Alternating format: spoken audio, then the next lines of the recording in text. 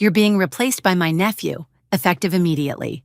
That's what my CEO told me at 9:12 a.m. After 15 years of building the company he now pretended I never held together. I remember sitting there frozen, my ears ringing, wondering how a single sentence could erase a decade and a half of loyalty, sacrifice, and sleepless nights. They thought firing me was a clean win for their little dynasty.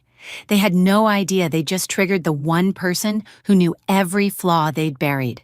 Before I tell you what happened next, tell me where you're watching from, and subscribe for more stories like this.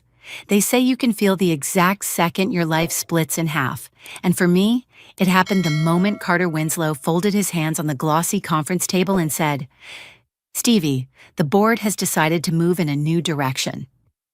His voice had that polished calm executives love to practice in leadership seminars, but I knew that tone well. It was the same tone he used when delivering bad quarterly outlooks, except this time, the disaster he was announcing was me. I sat there staring at him, still holding the pen I'd used to sign 3 major hospital contracts in a single quarter, and for a full 3 seconds, I couldn't process the words. A new direction. That was corporate speak for betrayal, and we both knew it.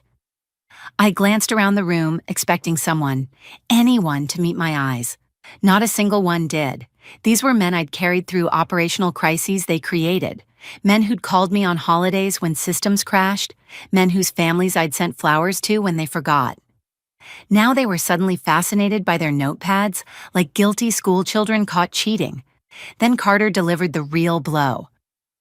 "My nephew Jackson will assume your responsibilities immediately."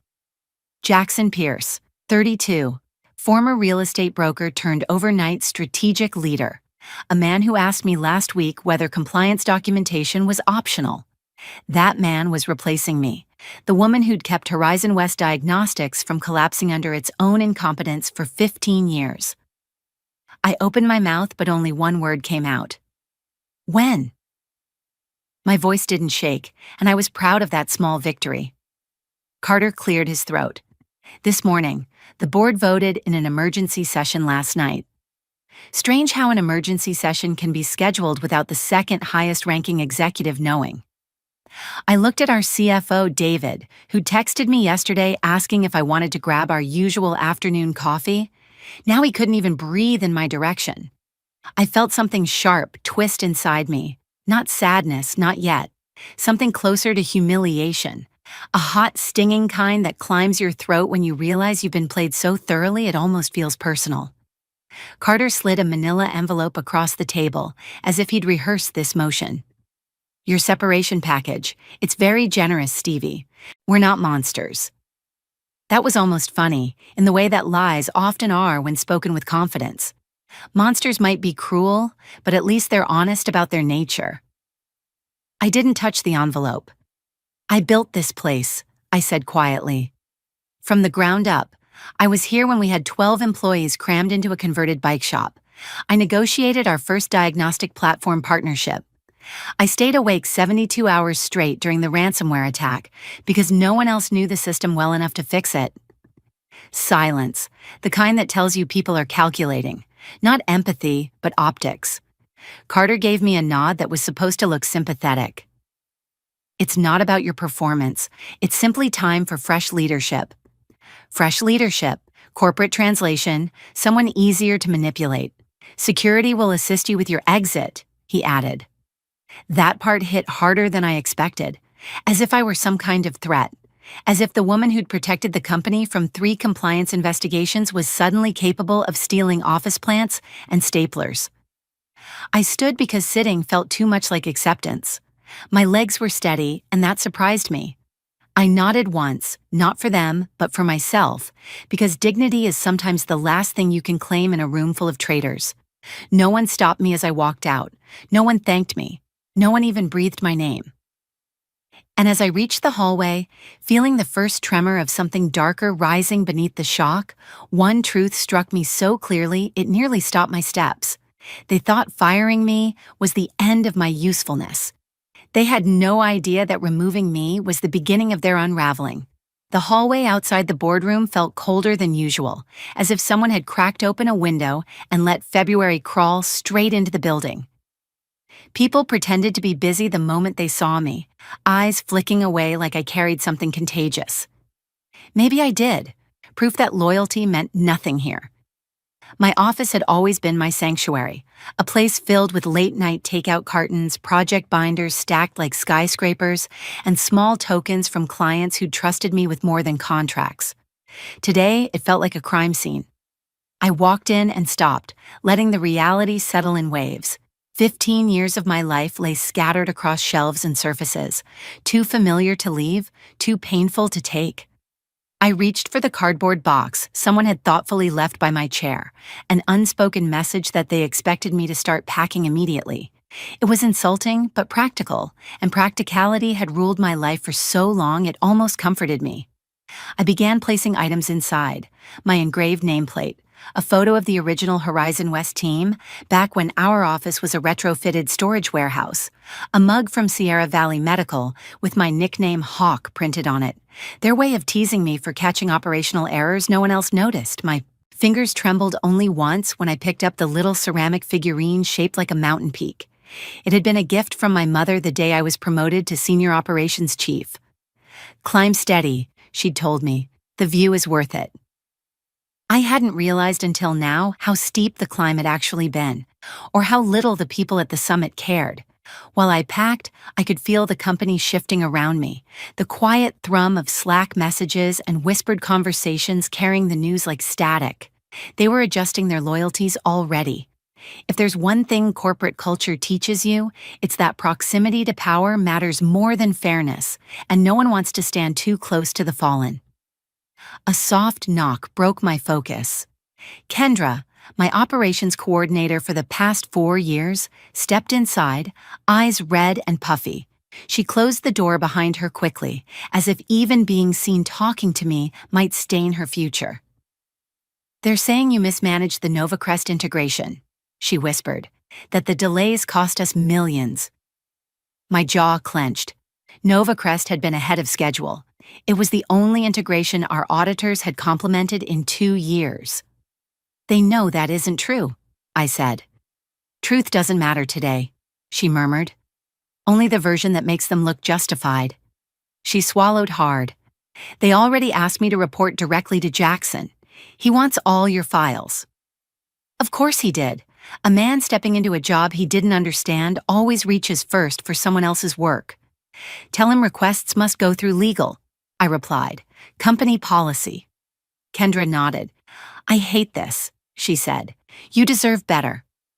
"And you deserve a paycheck," I answered. "Do what you need to."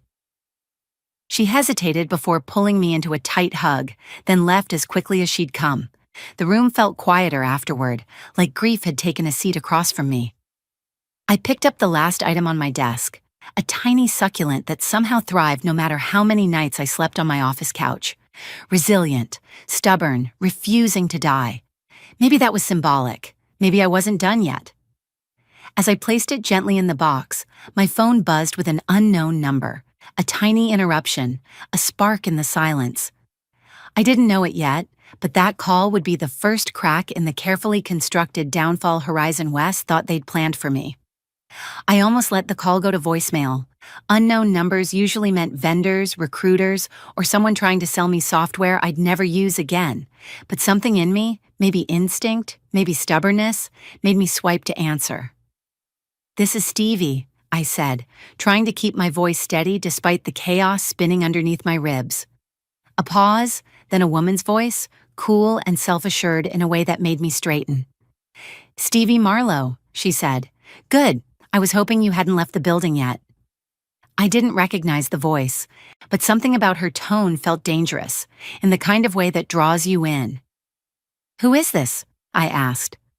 "Mara Ellington," she replied. That name hit me harder than Carter's dismissal had. Mara Ellington, the CEO of Apex Care Systems, our fiercest competitor, the woman Carter regularly called a polished viper whenever her innovation sliced into our market share. And she was calling me, directly. "I understand Horizon West made a decision this morning," she said. There was no sympathy in her voice, which I appreciated. Sympathy felt like pity. Her tone was sharper, more strategic, as if she had been waiting for this moment and refused to waste it. News travels fast, I managed. Especially when it's stupid enough to echo, she replied. They fired the only person in that building who understands how their systems actually work. My throat tightened, not because she was flattering me, but because she said it like it was an objective fact. No spin, no agenda, just truth. Why are you calling me? I asked cautiously. Because you're free now, she said, and because Horizon West just handed me an opportunity I never thought they'd be foolish enough to give. I gripped the cardboard box on my lap, the edges biting into my palms. What kind of opportunity? Another pause, softer this time. Meet me, she said. Today, the Birchwood Tea Lounge on 17th, come alone. A beat passed, and when she continued, her voice lowered, threading something darker into my bloodstream. I want to talk about the Sierra Valley contract. My heart kicked against my ribs. Sierra Valley Medical Network, the account I'd nurtured for nearly a decade, the account Carter once claimed would never survive without me. And now Apex Care wanted to talk about them. I'm still under a non-compete, I said automatically. Not if you consult independently, she countered. She had done her homework.